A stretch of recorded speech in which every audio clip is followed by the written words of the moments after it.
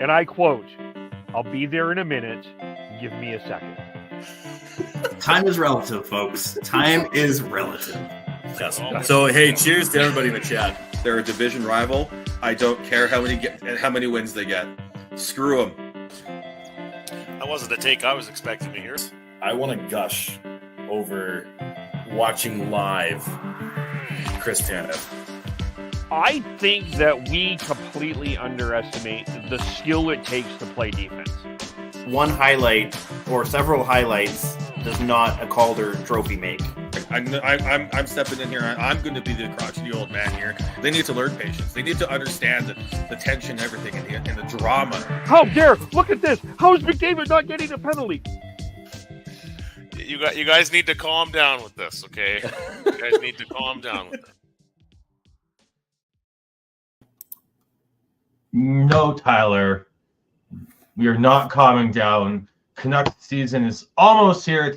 It's training camp. Let's go! We refuse. Welcome to the Shifts and Pucks podcast. My name is Sean, and today I've got Chris with me. How you doing, Chris? I'm doing well. Long time no see, Sean. Yes. This past weekend at the Young Stars tournament, I, myself, and producer Heidi used that as a very good excuse to go out and visit Chris. And so we went on the Friday to go watch the Canucks beat up on the Oilers. It's always good to see. And then we hung out in central and southern Okanagan, and it was a great weekend. A fair bit of alcohol was consumed, but that's what we do. I was trying to figure out how many places we ended up going to. Friday we went to 2 breweries. Yeah. Saturday we went to 2 wineries and 2 breweries. And then Sunday we went to 1 sports pub and 5 breweries. And then Monday we went to 2 breweries and a kind of a nicer restaurant that is right on the lake with a amazing lake view patio. So we definitely indulged, but to be able to see one of my best friends in person for the first time in almost, I guess you could say 3/4 of a year. My metaphorical cup is full again. Yes. Yeah, to be able to spend time in beers with Sean was definitely very welcomed. As much fun as we have on here and talking via video call, it's definitely so much better in person. So much better. Absolutely. So we had a great time and included going to watch the Young Stars tournament. And Chris, do you have any thoughts on players or the tournament as a whole or anything like that? Well, the fact that the Canucks went 3-0 was awesome. No complaints there. As far as individual performances, you are definitely more the technical watcher of the game than I am. I'm definitely a lot more surface level. But from what I did see, Lekaramäki is definitely dangerous. That shot is lethal. And in the game that we saw, he had 2 really close chances, including 1 post in that third period. So the fact that the fact that word got out that he was on a line with DeBrusk and Petey today for first day of training camp, I'm not exactly surprised. And I hope that Petey kind of showing him the ropes, if you will, as far as the NHL level and how things go. I hope that kind of bodes well and kind of maybe increases his confidence and allows him to, because I have no false expectations that he's going to be a regular NHLer this season. I'm pretty damn sure he's going to spend at least 90% of this season playing for the Abbey Canucks. But I hope that they can kind of gain some chemistry together, get him some NHL games this season, and who knows, maybe next season he'll be able to punch his ticket to a full-time spot if he plays well enough. Yeah. Lekaramaki looked really good, very dangerous with that shot. I thought that DPD, Elias Pettersson, the defenseman, I think he looked really solid, makes some smart plays, shuts down plays very well. And as I posted, because they have to distinguish between the two PDs. He's got the E in front of the Pettersson on his jersey. The E stands for eraser. Again, someone who may not play a lot in the NHL this year, but it's his first year, like Lekaramaki, first full year over in North America. Probably is going to play the majority, if not all, of the season in the AHL. But the way he can play, and if he develops the way I think he will, he is going to be a very solid defenseman that could be a potential long-term fit on the left side with Ronak if the Canucks do end up splitting up Hughes and Ronak long-term. Maybe not this year, but going forwards. So I'm absolutely, I'm very excited to see how he develops this year. And then his deep partner, actually, during that game that we watched, Kudryavtsev, was actually also a pretty standout game for him as well. And I think I read that he was playing on his offside in that game. So if they had that good of chemistry in that game, I think that bodes well for the Abbey Canucks this season. Yes. Kudryavtsev did look good as well. It'll be his first year pro coming out of the OHL last year. But he the way Kudryavtsev skates laterally, I think is way above where most defensemen look like when they come out of junior. So he's someone to watch as well. I'm not sure where. There's a lot there. The Canucks are very deep on the left side in the AHL. So the fact that he looked good on his offside is very good for him for getting some ice time in the AHL this year. But he's someone to watch and maybe pushing in 2-3 years time for some NHL ice time. So, and then you had Victor Ulrichsen, the 6'6" beast of a kid. Yeah, he was going to be the next name that I was going to pull up because, he definitely – I feel like because we saw him last year at Young Stars as well. So I think from year-to-year progress, he definitely stood out. Like, he definitely brought more of a power forward presence this year. His skating's improved, and it still needs to improve, but the fact that it's taken this step and from last year to this year is really good for him. And he's still a project, but man, the tantalizing thought of a 6'6" power forward on a even if he's a middle 6'4" would be amazing. Even if he's like a fourth line banger, that size, and if he can skate and not take too many penalties once he gets to the NHL, like again. Has there ever been a forward that large? Because I know that like Chara and Tyler Myers and guys like that are known to be tall, tend to play defense, but has there ever been a forward that tall? I at least don't recall. I think so. Like Matt Rempe. Oh, true. Yeah, Rempe is Matt Rempe with the Rangers he's 6'8", so yeah, fair enough. And they both are big boys that are known to not be afraid of dropping the mitts. So I feel like that might be a half decent comparable. Yeah. And then also Maxon and Atu Ratu both showed well in the game we saw, and I believe they proceeded to do they were continued to do so.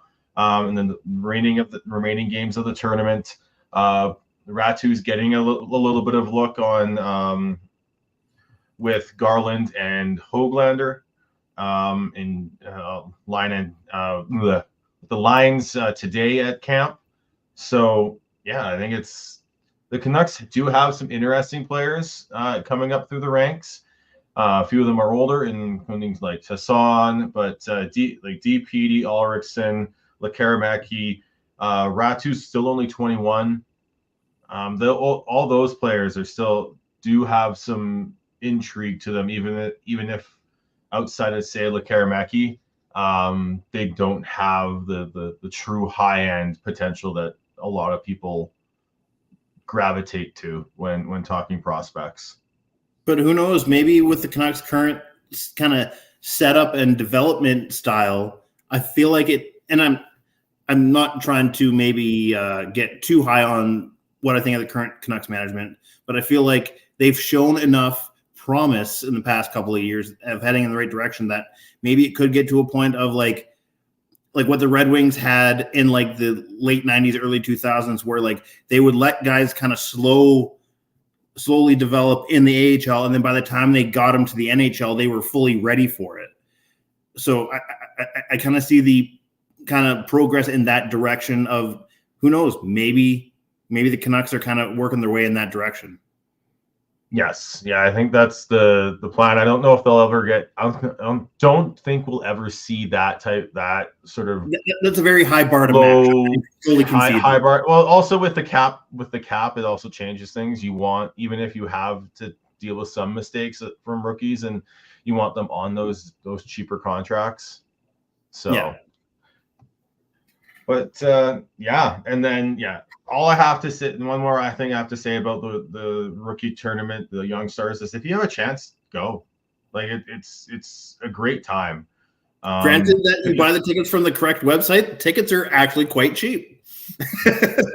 I poke some fun at myself because last year I ended up falling victim to a site that was a third-party seller, and let's just say prices were inflated.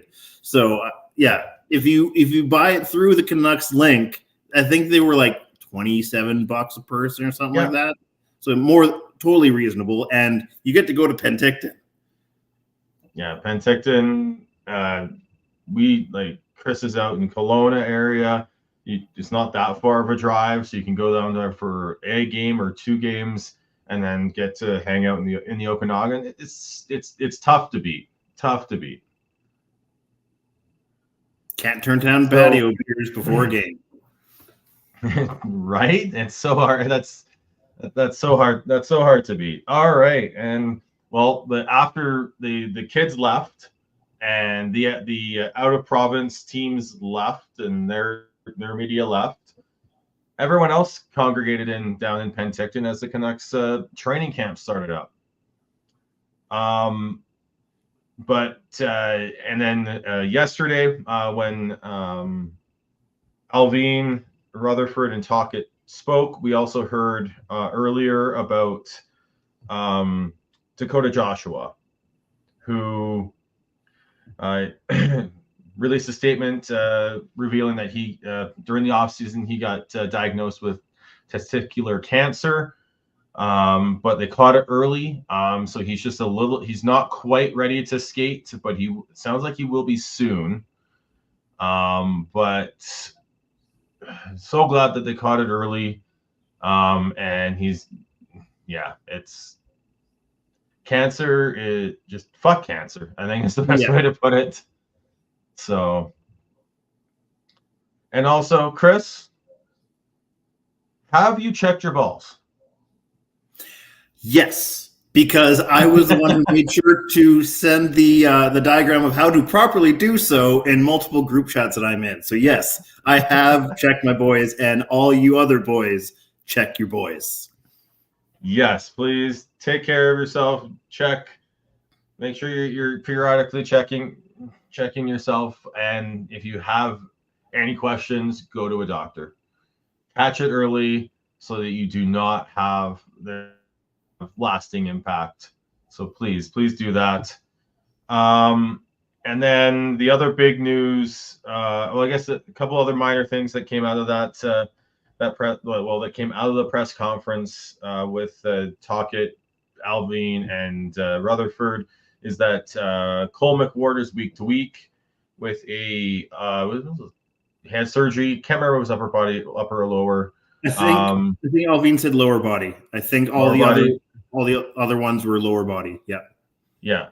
And then Teddy Bluger as well. He is he's considered day-to-day out for about a week, as well, recovering from a minor procedure.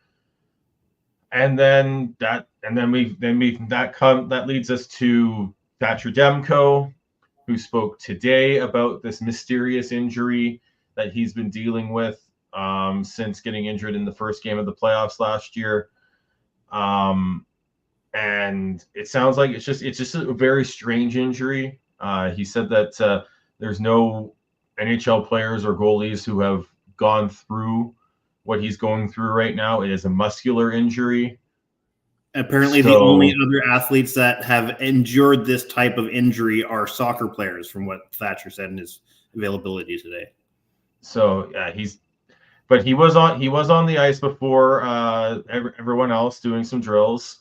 So again, the timeline still remains more unknown than anything else, but I'm optimistic that he'll be back. He won't miss too much time to start the season, if any, and they'll be able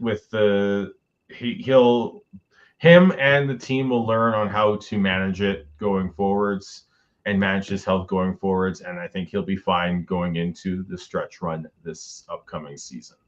Yeah, I think in between just how quote unquote injury prone he's been the past couple of seasons, I think they're definitely going to change their approach to how they prepare him and how maybe heavily they practice him and that sort of thing. Because from what I've heard and read and whatnot, it seems that he kind of, I think he said even in his availability today that he kind of, when he practices, he only kind of has one speed or like one level, and he just kind of goes hard, if you will. So maybe he'll have to kind of learn how to maybe tier how he practices and maybe not go as hard and maybe not practice as much depending on, what part of the season it is and all that jazz. But yeah, it seems like he's going to kind of change up his program, and hopefully it allows him to be more durable and have a more consistent season this season. And the other big thing out of that was he has a goatee now. And to those who are hating on the goatee, you're just jealous you can't grow it yourself. Reminds me so much of Devin giving Tyler shit for the nice hair that Tyler has.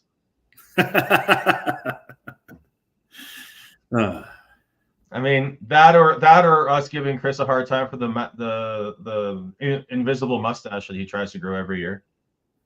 I mean, only for the month of November for the most part, but yes.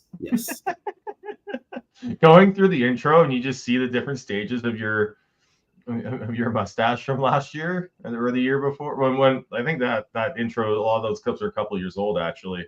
So yeah, but it's pretty hilarious to see it.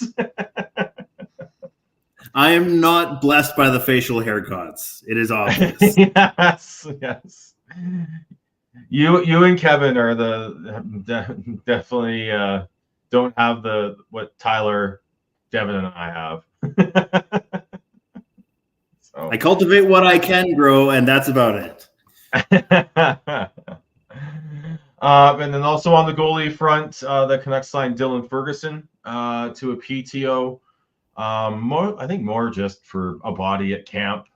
Yeah, I think they wanted to have an even 6 goalies at camp. Yeah.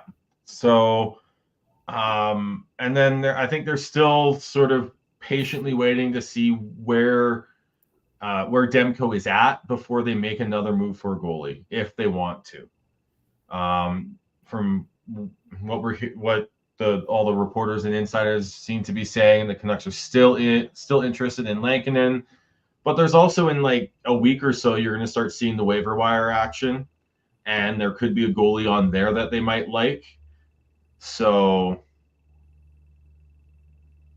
we could see what I'm not sure what would. I'm not sure what to expect there. It's going to be interesting to see. Like, I think they also want to see where Shilovs is at. They've got Yuri Patera. They brought him in as well as Tolopilo. I think they want to see where all three of those goalies are at before they and where Demko's at before they commit to, say, signing a Lankinen to a year to a contract, or especially given how many active someone off contracts of wire.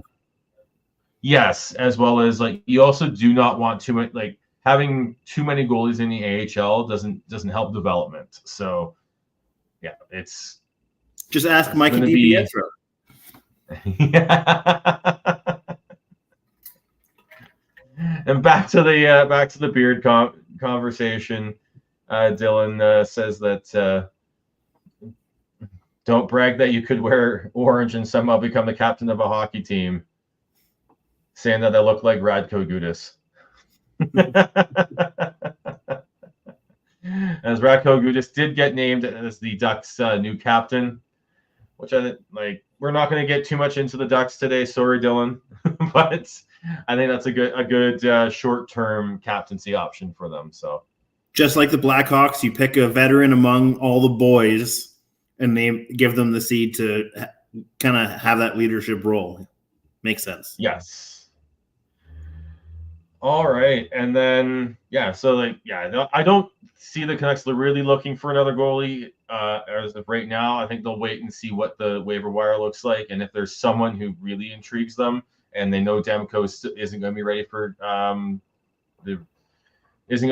the start of the season, then I think they'll pull the trigger then. So, and then of course, first day of camp means new line combinations, new defense pairings. Everyone reading way too much into them. But Quinn and Hronek were separated. What does this mean? What does this mean? But it's always fun to see what they take looks at. With Joshua out, you're gonna see other options. Bluger out, you're gonna see some other options and different combinations up front. Like I mentioned earlier, the fact that they put Lekaramaki on PD and DeBrusque line. Well, that's the thing right now is like going into camp and into this season, there's a couple top 6 winger spots available.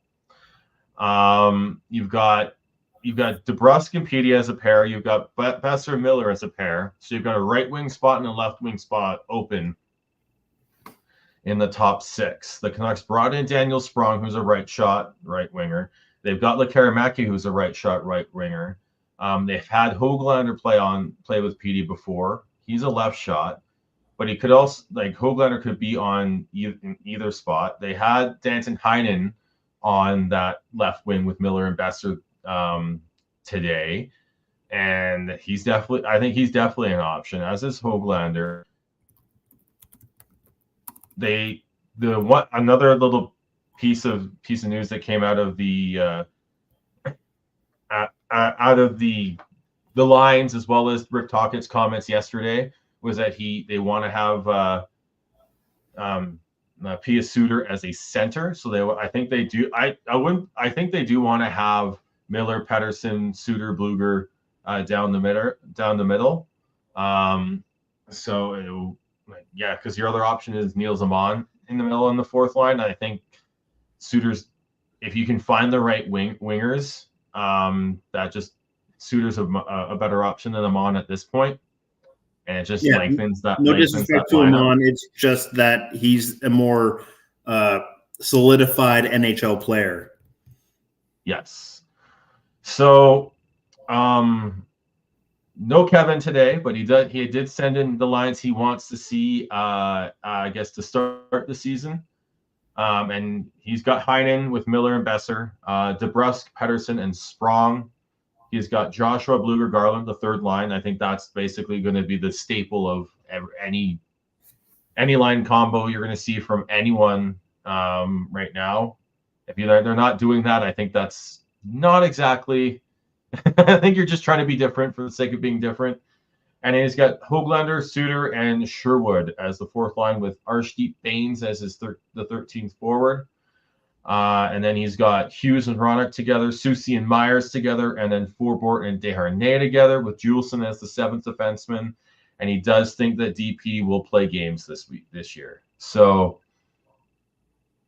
I think when I look at that potential lineup, as you said, Chris, in terms of your lineup, mine is like a 98% match. The only real difference that I had is I had Suter on the 3rd and Bluger on the 4th. But yeah, I agree that both Lekaramaki and DPD are likely to get NHL games this season, but are most likely destined to spend 90% of their season in Abbey. Yes, I want to see what Lekaramaki looks like with DeBrusk and PD in preseason. But I wouldn't be surprised if Sprong gets a good look as well, and he's the guy who starts there to start the season. Sherwood is someone I want to see get a look with Bluger and Garland, or Suter and Garland. If Joshua's out a little bit longer, but I don't think he will be. Höglander and Heinen, I think that's for the third the left wing spot with Miller and Besser. I think is going to be I think they'll rotate through depending on what the matchups look like game to game. I wouldn't be surprised if that's the case. And same with, honestly, that right wing spot. I wouldn't be surprised if Sprong or even Höglander get looks there, as well as Lekaramaki, depending on how Lekaramaki looks in preseason and going forwards. But I agree with you.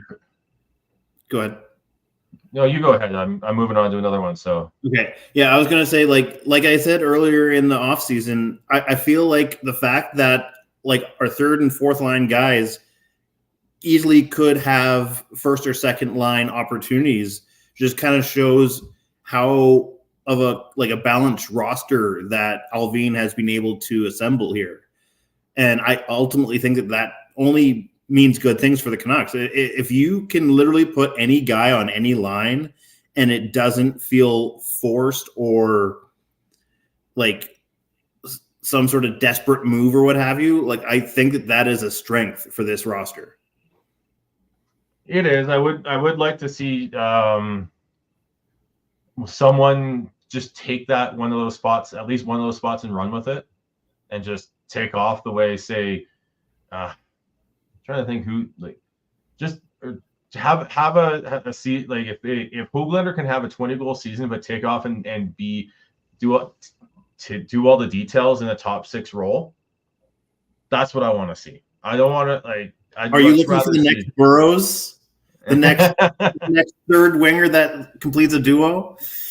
Well, it's just more just like it's not necessarily completes a duo. It's just completes a line with a duo. It's just more, I want to see that, because that's the biggest question about, like, Heiden's a good, an interesting option there, but I don't think he's got the true offensive upside that the other three options do. And I just want to see one of those 4 players take their chance and run with it. Whether it's, like I said, Höglander, has shown that he can score 20 goals, but his detail game and his consistency needs work. If he can put those 2 things up, he can take one of those spots and run with it, and that's what I want to see. If being like a Hoagie and a Sprong on those top 2 lines, I have zero complaints. Like you said, as long as Höglander shows that he has a more complete game. And Sprong's the same way. He needs to show that he's willing to be committed defensively and to the details and to the basics and the staples, as Rick Tocchet calls them. And then Heinen, he's a guy who's going to play who's going to have the staples. I think so. And if he has that, can he take another step offensively? So. And then Lekaramaki, it's his first year over in North America, full year over in North America. He's got the highest potential out of everyone there. And if he can, he has to put it all together. So I wouldn't be surprised if any four of those, any two of those four is in the top six, at least to start the season, if not, and then see where things go. The only spot I see an issue with Kevin's roster is Arshdeep Bains as the 13th forward. He's still waivers exempt, and I see the Canucks taking advantage of that. And he will be. There could be a chance that we see a first line in Abbotsford that we saw on last Friday against the Oilers prospects of Atu Ratu in the middle with a Karameki on the right and Arshdeep Bains on the left. And that's a pretty deadly line if they can keep that chemistry going. Yeah, and the Canucks still have PDG as the 13th forward as well as Niels Lamont as a spare forward option as well. So I think Bains has to be in the top 12 to make the team. If not, he's much better served playing a top line minutes in the AHL. Yeah, with Kevin having him placed there in his lineup, I'm not sure if he's saying necessarily that he's going to like be at the NHL level all season, but just that he shows enough maturity and promise that he deserves NHL games. With that, I agree, but I also agree with you in the sense that he's more likely to be destined to spend more time in Abbey than sitting in the press box in Rogers Arena. Yeah. One of the, like I said, we talked about Ratu a little bit earlier, and yeah, hit the interesting line with Joshua out was Ratu centering Garland and Höglander. So he is getting some time with some NHLers, which is really good for him. And I wouldn't mind seeing him get looks with like a Sherwood and a Höglander, a Sherwood and a Garland, a Joshua and a Garland at times. Because I don't know if him and Sasson are going to be, I think they will get games this year. Just with it's an 82 game season. It's a physical sport. There's going to be injuries. And when there is, I think that those two are going, if it's a center, are going to get looks. And then I do want to see, and the other player I want to see given a shot. I think he's better served lower in the lineup, but I do want to see what Sherwood looks like with Miller and Besser. He's going to be another straight line player that's a good mix with Miller and Besser. He'd be a better fit on the left wing with those two than when I've heard people say that they want to see him with DeBrusk and Pettersson. But I think he's a better fit with Miller and Besser as an option there. So I want to see him get a look there. And then just in a purely hypothetical world, do you think there's a possibility, just due to shaking up lines, that DeBrusk spends any time with Miller and Besser? Because there was some people on Canucks Twitter that were talking about the idea of like DeBrusk's style probably fits maybe just on a general style ways, maybe fits better with Miller instinctually than maybe a Pettersson. I don't really see that as if that happens for a significant amount of time, that's not good. I'm not talking like a long-term fit. I'm just talking about maybe more just out of experimentation or injury. Who knows? But just as a hypothetical, like style-wise, they brought DeBrusk in to be PD, the duo to be the second to PD. And they're going to do everything they can to make that work before they look at anything else. So that's fair. I think I was also thinking if that's what you're going to do, you could also potentially throw maybe like a Besser on the line with PD, and you know that they've had chemistry in the past, and that could potentially work as an alternate duo to kind of balance out the top two lines. Yeah, I think you have to stick with what you know has worked in the most recent past, and just go from there. Don't try and reinvent the wheel here. And then on the blue line, you had Hughes was skating on the pairing with Juleson at camp today. Hronek was skating on a pairing with DPD, so that one's interesting. I think it was Soucy and Desharnais as a pair, and then it was let me pull up Brendan Batchelor's tweet. Yeah, that's for the lines. Yeah. It was Myers with Wolanin, which is interesting. Forbort was with Friedman. So I think other than Pettersson and Hronek, and then as an interesting one, and Hughes with Juleson, and maybe even Soucy with Desharnais as a potential like option, finding just different options there. I don't know if that's really there's much to read into those pairings, because I think Wolanin's more of a. I don't think Wolanin's really much of an option on the left side there, especially after they brought in Forbort. So, but seeing, I love the fact that they're giving Ratu a look with a couple NHLers. They're giving Lekaramäki a look on Pettersson's wing, and they're putting DPD with Hronek. Like they're seeing what some of their top prospects and young players have with NHLers, and I think that's a great way to start camp. Yeah. So, and then we talk. Yeah. So, yeah. I don't think Pettersson will make it out of the camp. DP will make it out of the camp. He has a chance. I do agree with Kevin. I do think he's got a chance to play some games this year. But Ratu could play games. Sasson could play games. Lekaramäki is the one that I think is the only one who's got a real shot to upset the apple cart here. And yeah, the only really real push Force's win. Yeah. Canucks are so deep on the wing. But Lekaramäki brings something that not has an upside that not a lot of the other options do have. Archie Baines works hard, but he's got to pass 2-3 players to get even into the top 12. So he's call up level when injuries happen, but yeah. I just don't see him making the roster out of camp.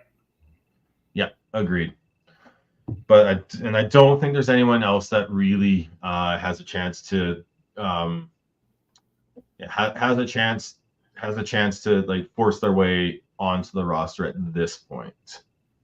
So yeah, that's the unfortunate part. Once you get to be a relatively more successful team in the NHL, is breaking into that NHL lineup out of training camp is quite difficult. You really have to kind of blow the doors off to prove that you deserve it. Yeah. And then the other spot I was looking at, but it also depends on what happens with where they slot Suter. And if he's a center, then your fourth line center is going to be either Bluger or Suter. Neil Zamon's an option. We talked about Sasson and Ratu as options as well. But if they want to keep Suter in the middle, I actually think I think that's the better option. They've got a lot. They're deep on the wing. They got options on the wing, especially sort of for more grinder type smart players. Danton Heinen, I think, just is the winger version. Could be the winger version of Pia Suter in terms of being a good fit. Just hope he can finish better than Suter did in the playoffs. He was so frustrating to watch. So, yeah, I think it's. But yeah, as far as them both being like Swiss Army knife kind of utility guys that can really just be slotted anywhere in the lineup, yeah, I think they're both solid NHLers in that regard. Yeah. The City Life Project commented right off the top that they think that's going to be a tough start to the season for the Canucks. I don't know. When you look at what's happened around the league, yes, the Oilers bolstered their forwards, but that blue line was decimated this offseason. They added Josh Brown They re-signed Troy Stetcher, who played 7 games with them last year. Or even they just brought in all-around roster defensive depth. Yeah, they brought in Ty Emberson, and they traded Cody Ceci and brought back Ty Emberson, who hasn't played a full NHL season. And then they lost Broberg to the offer sheet, as well as Vinny Desharnais to the Canucks. I'm sorry, I don't think that blue line is anywhere close to being in quote unquote cup contender level at this point. Could they make moves to bolster them? Yeah, and I totally expect them to. But to start the season, I do not like if they start the season with that the 7 defensemen, NHL defensemen they have under contract. That's not the not only good way enough. they are cup contenders is if they win every game 8-6. Yes. It really feels like the Oilers are trying to bring back the 80s again. Because they've been trying to do that for years. So And it's funny, I find it amusing. Both the Oilers and the Leafs kind of have similar structural issues.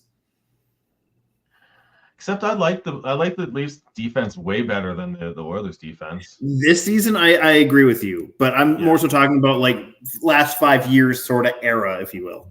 Fair enough. And then, but yeah, I'm not sure where I'm standing on where the Canucks are at here. And the big part of that is like they have to take the next step. They're not going to sneak up on teams. And it was Rick Tockett's sort of catchphrase at this point is embrace the hard. And yeah, you can giggle, you can snicker about all the double entendres. Yeah, which fair, go for it, have fun with it. But I think it's a great one. It's embrace the difficulty, embrace the challenge of what's going to happen here. It's not going to get easier. It's just going to get more hard. Yeah. So you got to embrace it. Yeah. The Alvin and Tocchet had very telling comments about Petey and Besser this year or already. Besser scored 40 goals last year, and they're already saying that they think that he could have scored 50. They think there's another level of his game to go. And with Petey and how he tailed off at the end there, they're saying that no, we need him to help be driving play here. The Canucks, you can talk about the stupid word regression and all that, but I think the Canucks are already really had that second half of the season because they just started off gangbusters after destroying the Oilers and everything to start the season. But near the end of you knew what the Canucks were. They were a low scoring, outwork you team. And that cannot change. But what that needs to change is Petey's play the Canucks need to have a 1-2 monster down the middle and a 1-2 monster with duos of Miller and Besser and DeBrusk and Petey that teams cannot just focus on one line to shut down the Canucks. Yeah, because all your top tier cup contender teams have 2 solid scoring lines that if you try and stop one, the other one's going to expose you. Yeah. Because I know Dylan loves his chirping. Love the Calgarian hate of Edmonton. It's not like they beat the Canucks in the playoffs when it actually matters and almost won a cup in historic fashion. They lost half their blue line that did that, Dylan. And they didn't win a cup. And a solid depth forward. If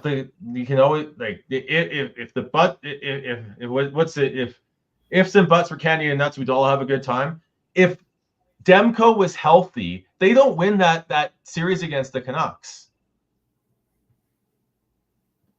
So, and then you can have your hypothetical arguments of who won in between Vancouver and Dallas. Yes. But it's just, like I said, I just look at that blue line and it's just, I'm not sold on that, the Oilers being a better team than they were last year. I totally expect them to remedy that. Don't get me wrong. but the current 7 defensemen, the NHL defensemen the Oilers have under contract is not good enough. So They if know we're that. thinking that Edmonton is not the cup contending threat that we, or I guess league wide kind of was considered last year, then who are the Canucks going to be contending against for top of the Pacific? It's looking like it's probably Vegas at this point. I think all three, Vegas, Edmonton, and Vancouver, are going to be in the running. That being said, Vegas lost a shit ton up front and did not replace them with anything. They lost their Conn Smythe. They lost their Conn Smythe winner in March. Oh, right. Yeah, I forgot. I completely gapped on Marchessault because I was thinking, okay, yeah, Stevenson went to Seattle, but yeah, Marchessault went to Nashville, right? Yeah, so I think it's going to be a war. It's going to be a battle, and I can't wait. But I'm just, don't crown the Oilers before they've even played a game when they have a blue line that, like, yeah, Cody Ceci had his issues, but I think he played pretty solidly. You never know. They might lose a stinker 8-1 in the first game of the season. And you're going to rely on Darnell Nurse to carry Ty Emberson or Troy Stetcher on a second pair in the NHL? I forgot Stetch. He's likely going to get some more games this season. Yeah. So I think it's going to, like I said, I totally expect them to remedy the blue line at some point right now, but as of right now, that blue line's not good enough, and the Oilers are still going to is Stuart Skinner going to be able to play a full season as the de facto number one goaltender? As high as Oilers fans are on Skinner, I don't see him as a top tier goaltender. He hasn't proven it yet. That's the thing with all three of those teams, and then you can even throw Dallas in there. You can throw Colorado. All the top teams in the West still have some big question marks. So I'm not saying the Canucks are perfect. I'm not saying that they're going to run away with it and win the President's Trophy and then win the Cup this year. What I'm saying is that everyone who seems to think that the Oilers had an amazing offseason, man, I just don't see it. I just don't see it when you lose so much NHL experience, which fucking counts. There's too many people who forget that matters. Yeah, and they're also making some smart bets as well. Yeah, Emberson has not played a full season in the NHL. Kulak's a good bottom pair defenseman. That Josh Brown's a solid bottom pair defenseman. Darnell Nurse has really struggled for the last couple seasons and is overpaid. And you're expecting he's essentially what Tyler Myers was to the Canucks before Rick Tocchet got here. Yeah. So like I said, you can chirp me all you want. You can act like you know that Cody Ceci was a horrible defenseman. He wasn't. Vinny Desharnais would be a better gamble for the Oilers to bring back than Josh Brown, who is what he is. Yeah, I can't really speak too much to how good the likes of Josh Brown and their defensive depth on defense is, but I generally agree with you that they definitely are not as good as maybe some are claiming that they are, and it's definitely going to be an interesting horse race as far as who wins the Pacific this year. Yeah, and I can't wait. It's gonna be so much fun to watch those three battle it out, and then I think Seattle might surprise some people, but I just don't see them having the top end offensive talent to compete with those three. And do we think LA is taking a step back? God, LA is where Calgary was last year. In terms of I feel like they're the most intriguing team in the Pacific because I don't know what to expect from them. They have a goal. They're going with Kemper and Rittich in net. They traded away Dubois. They lost Matt Roy in free agency. I think they want Brant Clark to take a step. They need Quentin Byfield to take a step. If he doesn't take a step, they're not taking a step. Yeah.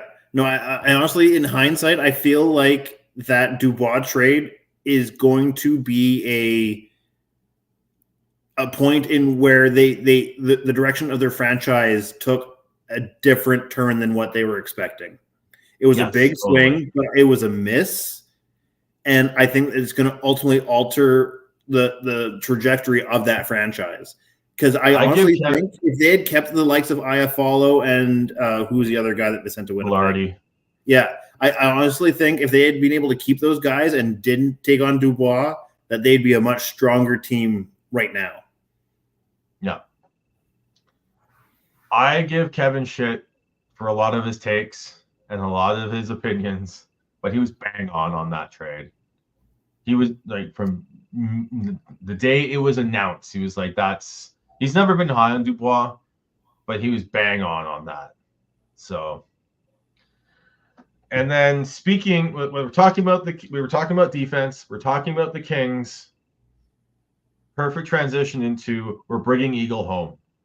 Yes. The Canucks are going to sign Alex Edler to a one-day contract so he can retire as a Vancouver Canuck, as he should, as outside of Quinn Hughes, the best defenseman the Canucks have had, but best career had the best career as a defenseman the Canucks have had. Yeah, as far as offensive stats, I don't think it's even close as far as like just overall quality defenseman. Demands respect. Yeah, I'm so happy that the Eagle is back in the Pacific Northwest, as it should. Yes. That's the home of where a bald eagle should be. Edler, the Eagle, we love him. Yes. He's someone who just, for whatever reason, when I don't understand it, like just felt underrated for a lot of his career too. I think I feel like a lot of that is just jaded Canucks Twitter, where they overanalyze to death, and then it undervalues what they actually bring, because they just get picked apart about how they're not perfect, but they don't highlight their strengths. And then he goes to a different team, and then all of a sudden you see what you're missing in what he brought. Yeah, and I think a lot of it at the end was just the team wasn't good either, right? That too. So yeah. Edler and Tanev was such a great pairing for years. He was a big part of that 2011 run. I know people are talking about whether Edler should be in the Ring of Honor. I feel like the Ring of Honor's gotten a little bit more towards the cult hero status more than anything else. And Edler was. I'd argue, is that not what it was for? It's for the cult hero, so that way that there's no argument among the fan base of, oh, he should be retired. It allows to have that like B tier, that your number isn't retired, but a lot of people loved you, so we're going to give you a spot above the press boxes. Yeah. I mean, the whole Luongo debate kind of like made it an absolute mess anyways. But Canucks I just looked at that and like, but when you look at, like I said, I think the only other defenseman that you can put into his level with the career that they had as Canucks and in the NHL would be Mattias Ohlund. Yeah, that's the other name that I was kind of thinking. But like I said, Edler he's more quiet. Like Bieksa has the loud, brash personality, but Edler was the better defenseman. Yeah. So, but yeah, it's great that they're going to do that. I'm just annoyed that they're doing it on that Friday game, because I was wanting to go to Abbotsford's in Calgary. I wanted to go to that game, but I'm not missing the Edler game. So So you're gonna have to reschedule. Damn it. We'll have to go to the Sunday game. Is there anything else that you want to talk about, Chris, or that I missed? I think that basically covers everything, at least Canucks wise. Is there any other maybe NHL top level news that should be brought up? I'm drawing a blank on if there was. No, I haven't seen anything like truly out there. I know I saw some rumblings about maybe the NHL is going to start looking into expansion again. I really hope that's 4, 5, 6 years away. We just expanded with Seattle. Vegas isn't that far away. Like that's Gary, calm your tits. The only thing that I think I maybe was going to bring up as far as NHL level news, the Red Wings signed Mo Seider today. That's probably the only. That's right, Moritz Seider, the right choice for the right choice for the Calder Trophy when in his rookie year, not the flash in the pan that is Trevor Zegras. Mm-hmm. And yes, Dylan, that was meant towards you.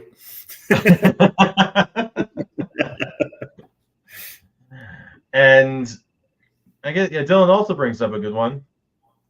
The best sponsorship duo.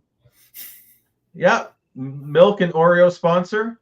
The biggest Leafs news of the week. I mean, outside of Rogers buying out Bell's share in Bell's shares in MLSE. So that's not what the people care about. People want their milk and Oreos. Especially if they're Coke Zero flavored Oreos. Sponsorships and their fun experiments. All right, yeah. So I hope that we'll get more regular with the podcast schedule here soon. If it wasn't for the fact that I have the in-laws coming in this weekend, we probably would have done Sunday again. But I'm glad we did it today. Get the excitement of first day of training camp. And yeah, we're getting back on the bike again. The first couple of weeks, there's going to be a little bit of off balance. We're going to kind of get our feet under us again, but we're working our way back to weekly podcasts. You're like this time next month, you can probably expect us on the weekend every week. We're back. At least talking Canucks, and then Kev will be working on getting the Flames content out there. So if you want to go and chirp him, you can definitely go do that as well there, Dylan. So, how do we follow you, Chris? You can follow me on all the social medias at Schneids, SCHNEIDZ. You can follow Kevin at KEVOLE on the social medias. Tyler's TNOBLE on the X app, Twitter app, whatever we're calling it this month. Devin is Gordhouse09 on the Twitter app, X app, whatever we're calling it this month. You can follow me on that same app at BeardyCanuck03. We are on X, Twitter, Facebook, YouTube, Twitch at Shifts and Pucks. We look forward to seeing you again, talking with you next time. Bye for now.